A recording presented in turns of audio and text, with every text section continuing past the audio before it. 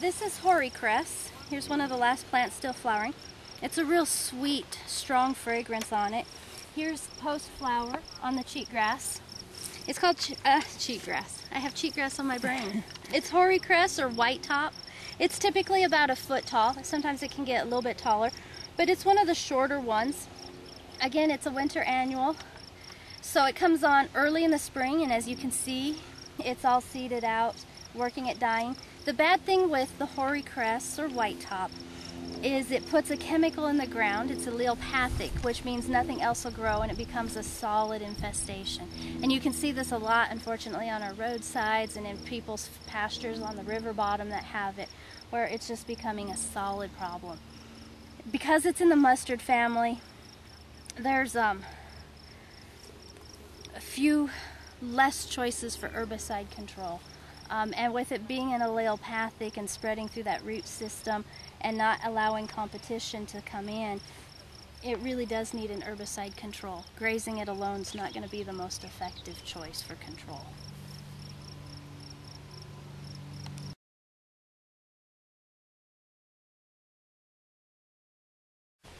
See how easy they come out of the ground? We had to actually go cut this one. He was standing in water. But this is tamarisk or salt cedar. It's on the B list for a noxious weed, even though it's a tree species. In Will County, we've named it mandatory eradication wherever it occurs. So whereas Russian olive, if they're in a shelter belt protecting a homestead, those trees can stay. These can't stay, even if they're in someone's yard as an ornamental plant. You can make out the red stalks that are, right now at least, drowned it out. We'll have to see if they do come back. Depends on how much flooding and how long the water stays here. But it gets these really pretty pink to white flowers on the top of the tree. Reddish bark, but there's all the little nodes from where all the leaves come off that's not the same on the willows, even though the willows sometimes can have red bark on them, especially in the spring. Until things are leafed out, it's kind of hard to tell the two different plants apart. We keep referring to the A, B, and C list. The A-list species, like we mentioned, are mandatory eradication. And there's about 14 species on the A list that were mandatory eradication. Half of them are in the state of Colorado and about half are not. On the B list species, there's 34 on that list that we're trying to focus control or eradication on, depending on where they're at. And every year the state picks 4 or 5 species to develop a management plan on. He's not going to stay. And then those become active. And on the C list, there's 18 species.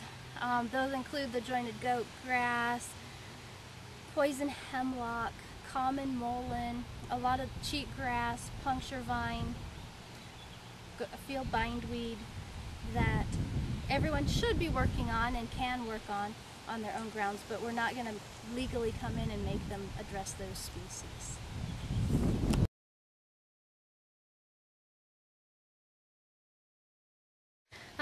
This is field bindweed, obviously. The little white flowers or the pink flowers. Again, it's a creeping perennial, so it's spreading through the root system, underground and above ground, through the plants and the vines.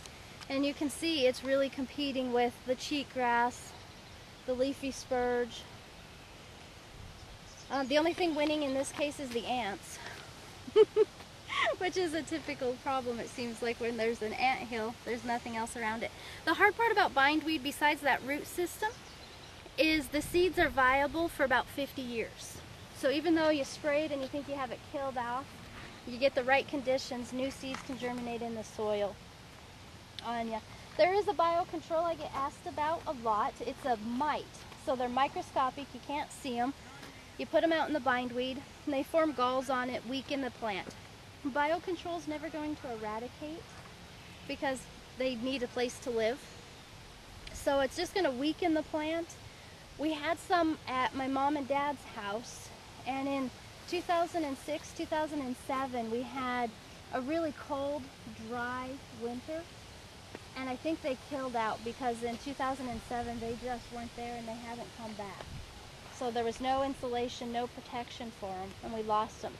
Otherwise, the mite spreads through wind, walking, mowing, grazing. That was fabulous. But if you had farm ground and you were disking and tilling and spraying, you can't have them and the mites at the same time. One or the other.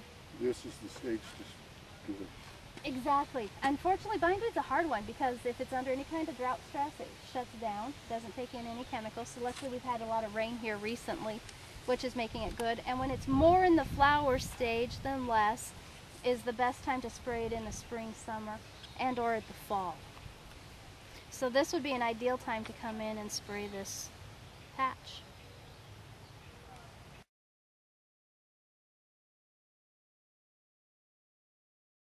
This is tumble mustard. It's a winter annual. It forms a rosette of leaves on the ground that looks like a thistle with all their coming into it, the fineness on them. But the leaves stay at the ground. There's no stickers on them. The plant bolts up tall, like these guys.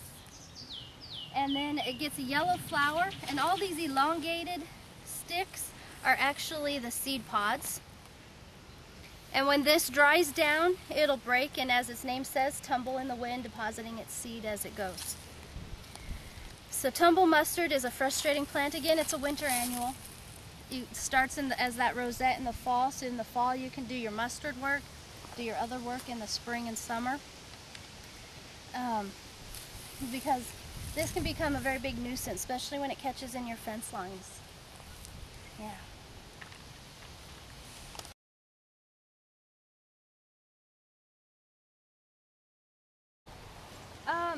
Nice patch of musk thistle, but we drug over Yeah, there's the Scotch. a Scotch. We cut him out. You can see his spines. They're pretty horrendous. Oh, you put a nice handle on him. We did.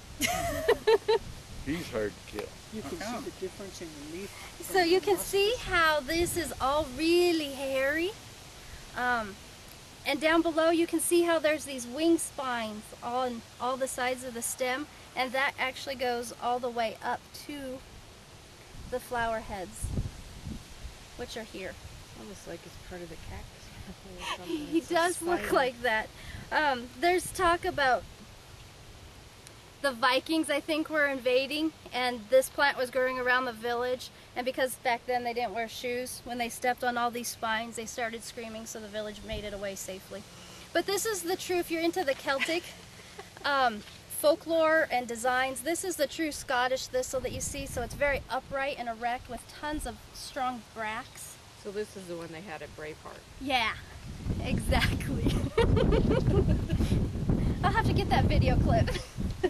Well, it's, I mean, they have it, you know, and that was the flower through the whole movie. Exactly.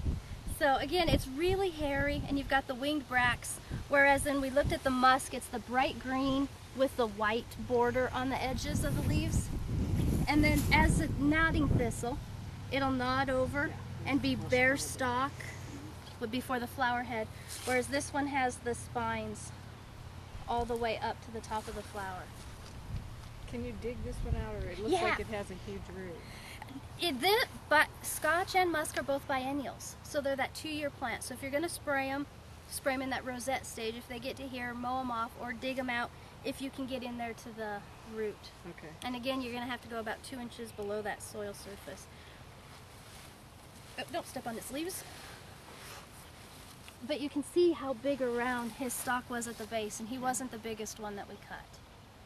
So he's going to take a lot of work, especially when you get leaves like this that are coming out at you.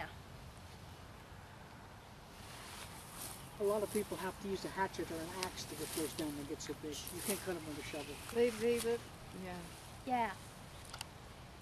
Yeah.